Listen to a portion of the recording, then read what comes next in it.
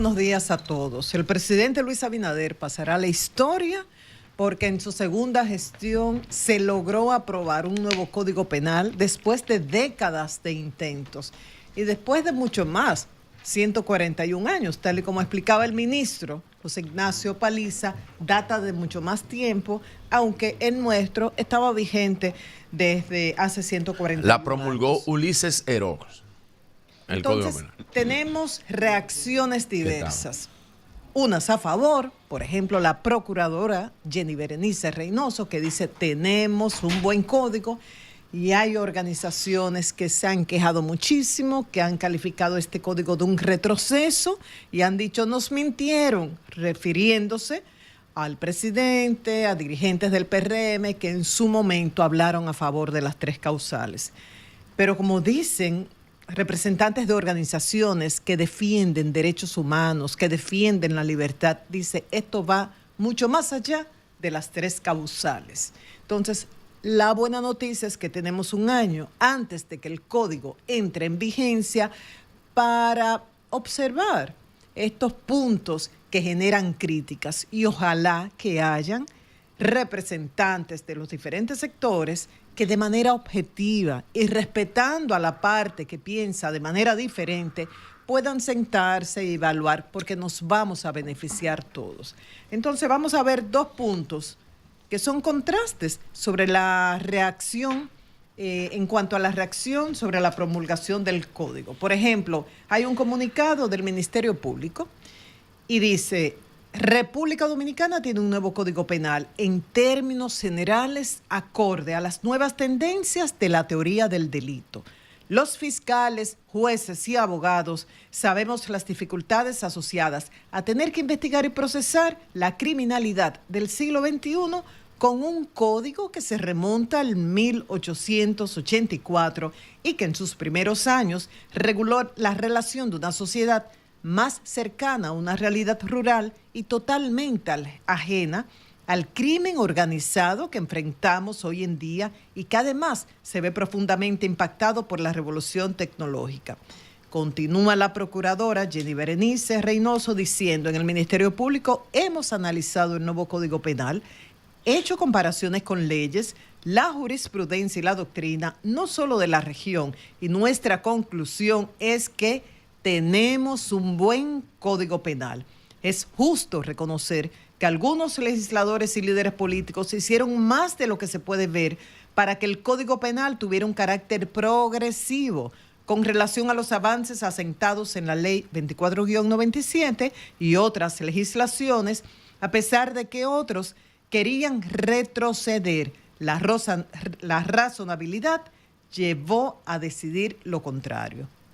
Hoy estamos ante el cambio legislativo más importante en materia de derecho penal desde el año 1884, porque era necesario no solo tener un nuevo Código Penal, sino avanzar en una nueva visión de justicia centrada en las personas, la cual estamos comprometidos a impulsar desde el Ministerio Público. Y finaliza diciendo: muchas gracias a todas las personas que alzaron su voz para que tuviéramos un mejor Código Penal y a los legisladores por escuchar.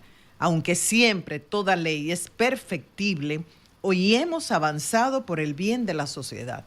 Es la posición de la Procuradora General de la República, Jenny Berenice Reynoso, que afirma tenemos un buen código. Y vamos a ver ahora algo que subieron en sus cuentas de Instagram organizaciones que defienden las 3 causales y que luchaban por otro código, por un código que no fuese de retroceso, ya que a este lo califican así. Vamos a ver, aquí recuerdan declaraciones ofrecidas por Luis Abinader cuando era candidato, por Alfredo Pacheco, por José Ignacio Paliza. Vamos a ver.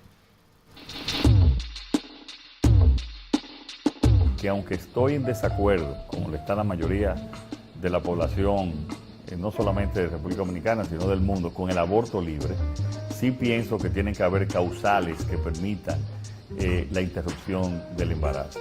Mi partido hace mucho tiempo tomó una decisión a favor de las 3 causales. Pero fui el único que votó por las 3 causales.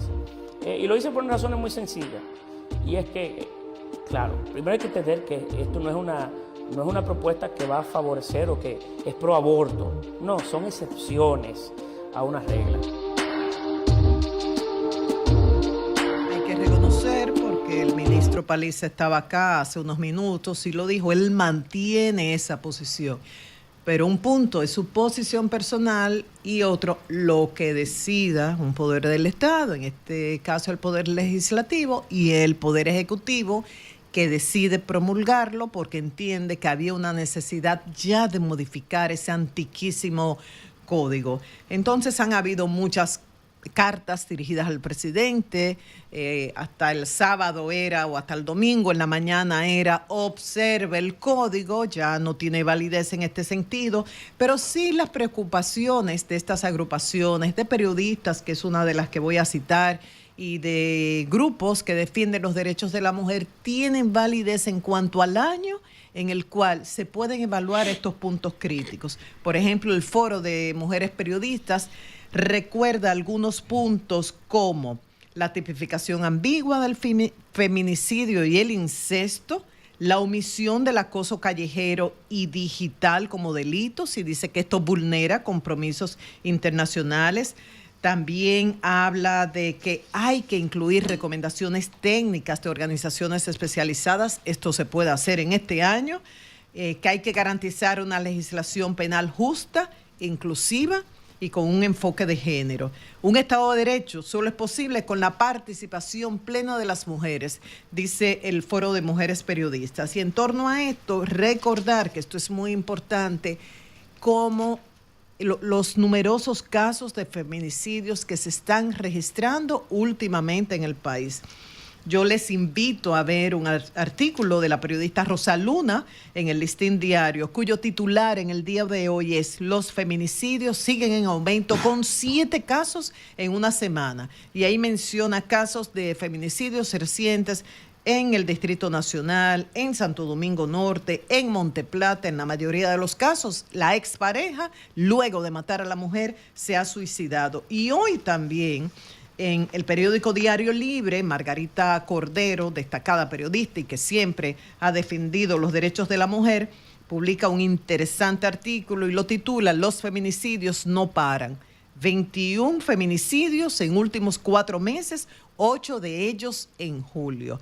Y ahí destaca declaraciones del presidente Luis Abinader en el pasado 27 de febrero, que hablaba de una reducción de un 20% en el caso de los feminicidios, y decía que aunque en términos de cifras esto era válido, pero que esto no basta. Hay que poner atención a este tema.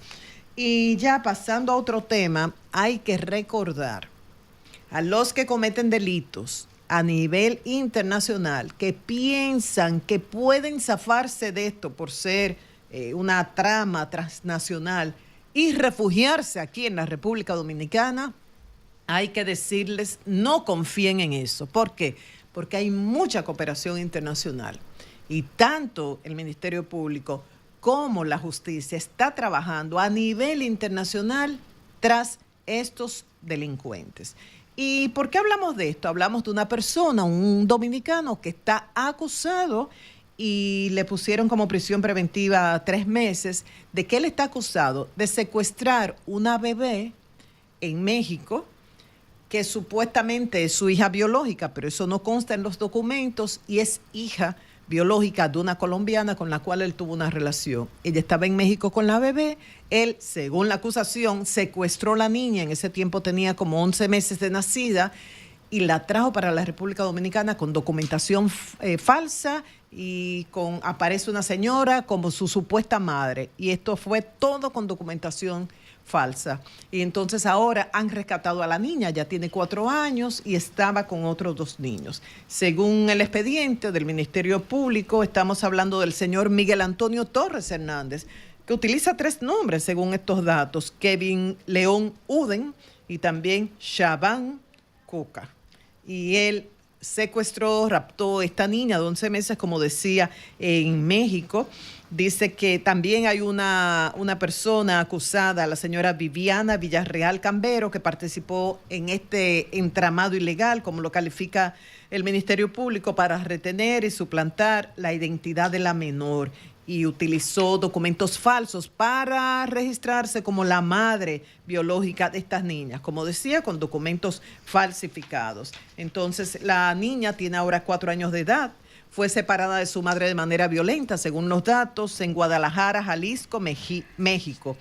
La madre, como decía, de nacionalidad colombiana, ella puso la denuncia en México y de inmediato, a través del Interpol, se puso en actividad el Ministerio Público, comenzaron las investigaciones hasta recuperar la niña, arrestar al señor y la señora, y además recuperaron otros 2 niños, uno de 1 año y otro de 11 años de edad. Decía que estaban en condiciones de abandono y descuido, sin alimentación ni supervisión adecuada.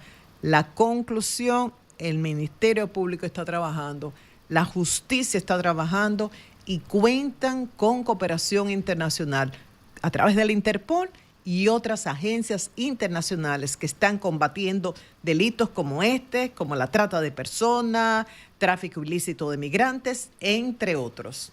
Cambio fuera.